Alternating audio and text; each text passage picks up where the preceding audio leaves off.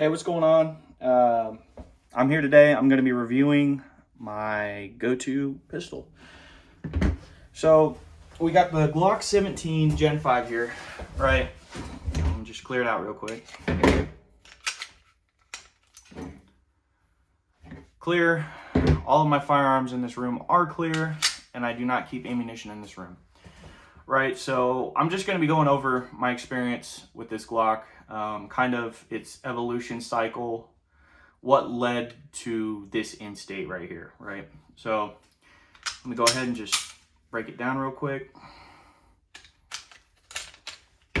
Alrighty. So we're gonna start with the slide, right? So this is just gonna be an OEM, Glock Gen 5 barrel, right? Nothing crazy, just the one that came with a gun.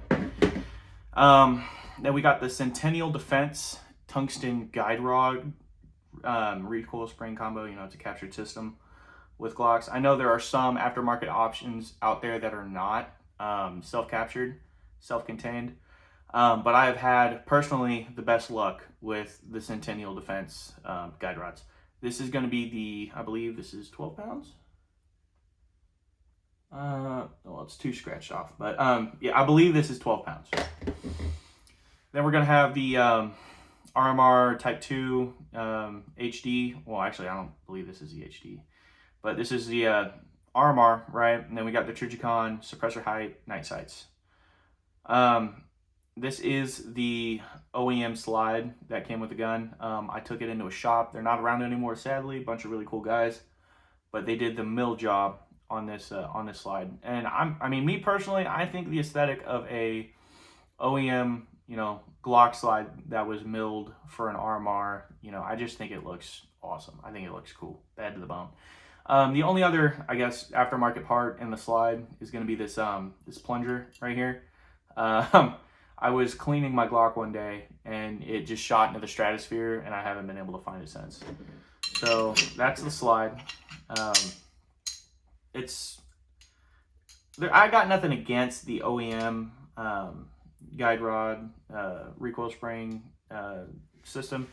It's just whenever I get into the history of the gun and how it came to be at the state it's at currently, it'll make a little more sense, right? And so here is the grip, frame, fire control, whatever you want to call it, right? So we got the Surefire X300. I believe this is an Alpha Wolf trigger. It's, I believe, 2.5 pounds. It's supposed to be a competition trigger, right? And then we got the Talon grips, sandpaper grip tape. I didn't want to do a stipple job on this pistol because I didn't know how I'd feel about the stippling on it. But I will say this Talon grips sandpaper grip tape is awesome. And I mean, for like $15, $10-15, you can get one. It's got adhesive on the bottom. You just stick it on there. Really good, especially since I've got small hands for a dude and I've got really sweaty palms. So this has been a godsend, right? The only thing I'm going to change on the lower portion, the frame, the grip, again, whatever you want to call it, is I would put the extended slide stop lever assembly, right? So whenever I get my, high tight pistol grip, right? And I'm in my, firing quote unquote grip, right? I cannot reach that slide stop lever. I have to break my grip in order to actuate that slide stop lever, which, you can train around it. You can train around your deficiencies, or you can accommodate to them, right? I'm just going to choose to take the easier route and, use an aftermarket accessory to accommodate to it. So just put this back together. We're going to go over the kind of history of this gun, right? So this started off, as most guns do, OEM stock. I bought it on Blue Label a few years back. And since then, right, originally what I wanted to do with this gun is I wanted to build it out to be a competition gun, right? So I had the RMR. I did not have the suppressor height night sights. I did not have the Surefire, but I did have a Agency Arms threaded barrel and an Agency Arms dual port compensator on the front. And the issues that created were, there was just too much mass in order for it to reliably cycle, right? So that's what kind of led me down the rabbit hole of aftermarket recoil spring guide rod combos. And so after a lot of looking, after a lot of searching, I wound up going with Centennial Defense. I bought their, I believe, 17 pound, 15 pound, 14 pound, and the 12 pound. I think I even bought the 11 pound spring. And I was just trying them all out, right? Because the only way I could get this to reliably cycle with the brake on it and the OEM guide rod were if I used really hot plus P rounds, right? So 147 grain, plus P, sometimes plus P, whatever you want to call them.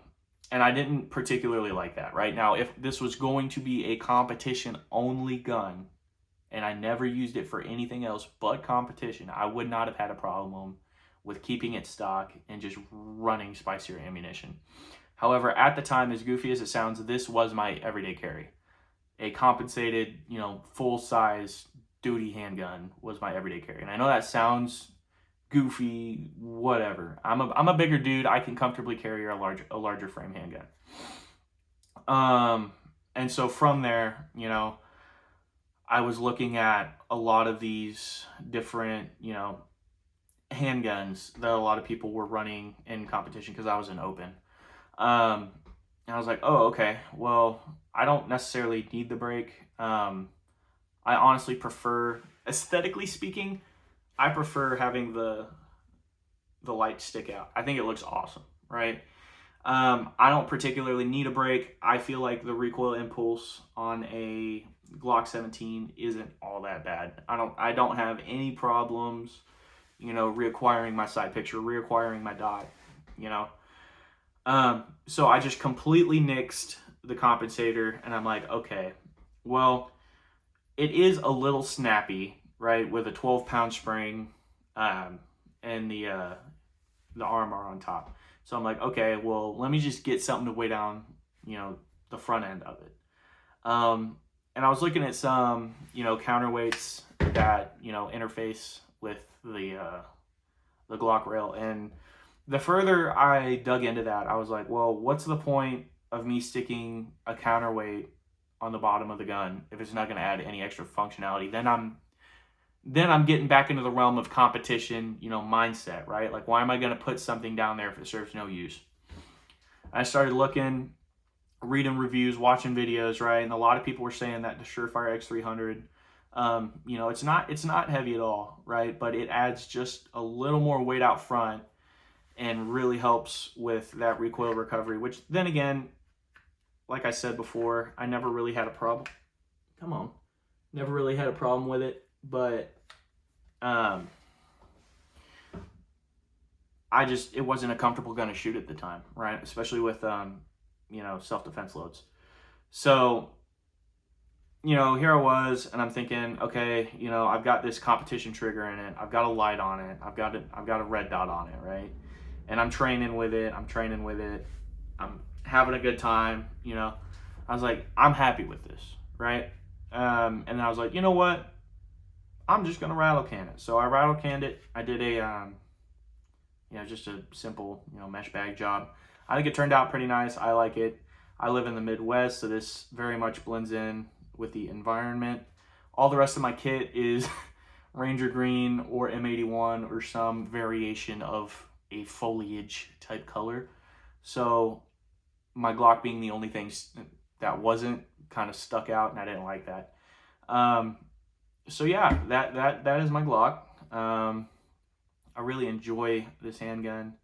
I love shooting it. It's always a blast. The only reliability issues I've had with it are with mags. So specifically with Magpul PMags, right? I have no issues with feeding from OEM Glock mags, which are the only things that I run, right? Just one day I was out having a range trip with a buddy, and he happened to have some Magpul PMags, and they're only a couple bucks cheaper than OEM Glock mags. So I was like, you know what? Let me see how they run, right? And The first mag, we were using the same ammo, mind you, same box, same batch, lot, whatever you want to call it, right?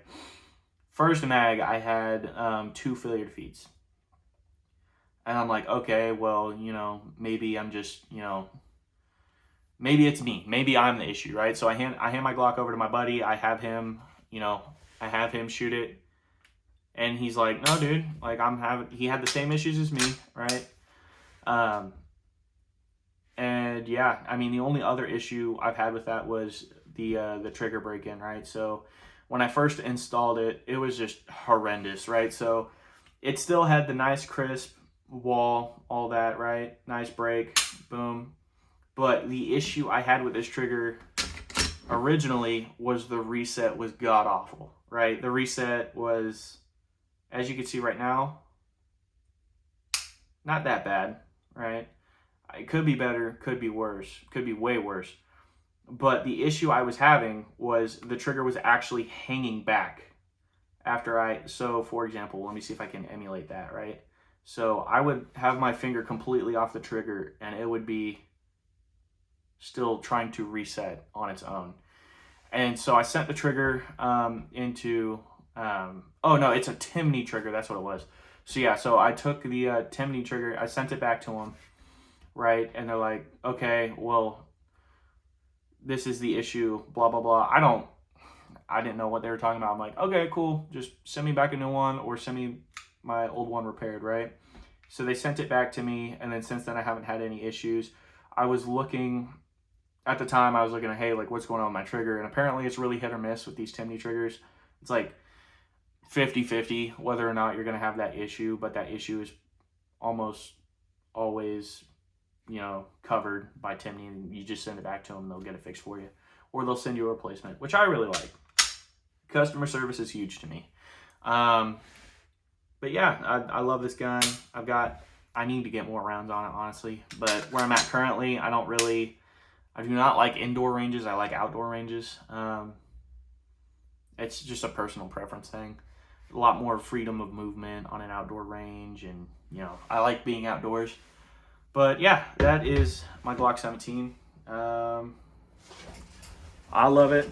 I know a lot of people love it, but this is one of my favorite guns that I own.